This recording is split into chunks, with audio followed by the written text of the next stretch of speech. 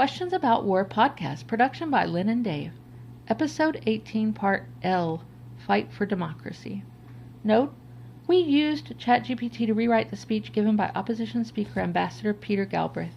Debate event. This House would fight for democracy, liberty, and the rule of law abroad at Oxford Union.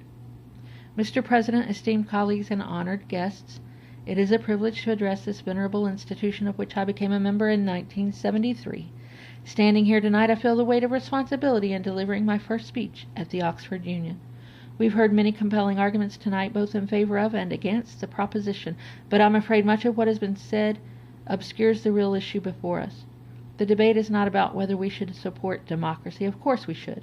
Nor is it about whether there are times when we must fight. There are, and history bears witness to that.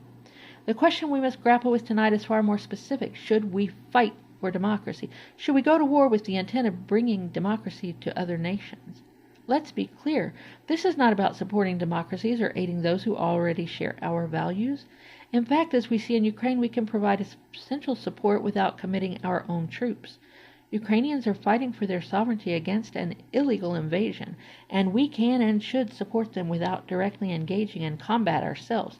That, however, is a very different proposition than going to war to create democracies where none exist.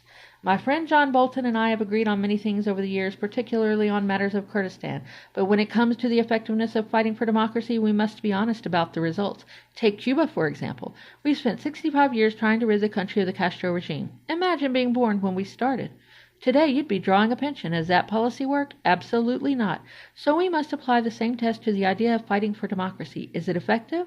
The unfortunate answer in case after case is that it is not. When we talk about fighting for democracy, we're often not talking about defending democracies like we did in World War II. In that conflict, we fought for survival, not for the spread of democracy.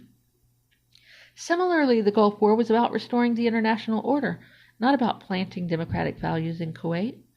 There are only two significant wars I can think of in modern history where the goal was to install democracy: Afghanistan and Iraq. Both were catastrophically expensive and neither resulted in the stable democracies we sought to create. Let's consider Afghanistan. That war did not begin as an effort to bring democracy. It began as a focused campaign to destroy al-Qaeda and remove the Taliban following 9/11. And within 2 months, the Taliban were gone, thanks in large part to the U.S. partnering with local forces, the Northern Alliance. This was a successful, low-cost operation, but instead of allowing Afghans to shape their own future, the Bush administration decided to impose a centralized government, one entirely unsuited to Afghanistan's diverse ethnic and tribal makeup. What followed? A series of fraudulent elections culminating in a 20-year quagmire that cost the U.S. over $2 trillion and countless lives.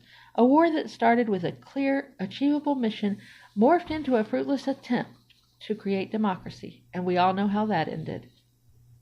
Now, Iraq, the U.S. and UK invaded to eliminate non-existent weapons of mass destruction.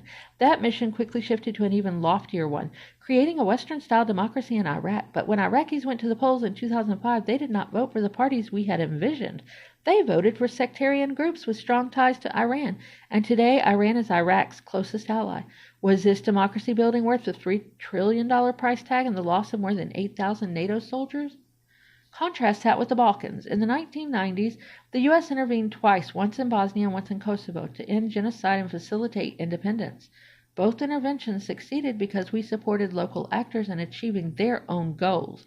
Crucially, we did not impose our own version of democracy. The cost? $30 billion for both interventions, with 0 American combat deaths. What does this tell us?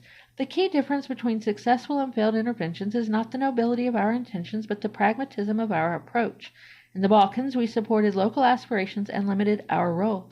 In Afghanistan and Iraq, we imposed our vision of democracy at enormous cost and failed. The current situation in Ukraine underscores this lesson. While Ukraine is a democracy, the West's support is not about democracy per se. It is about resisting an illegal Russian invasion, and Ukraine's success has been largely due to its people's determination, with our support, but not our direct involvement in combat. Let's not delude ourselves into thinking that by fighting wars for democracy, we can impose our values on others. History shows us time and again that democracy cannot be forced at gunpoint. We can and should support democratic movements and defend democracies under threat, but we must be realistic about the limits of military power in fostering democratic governance.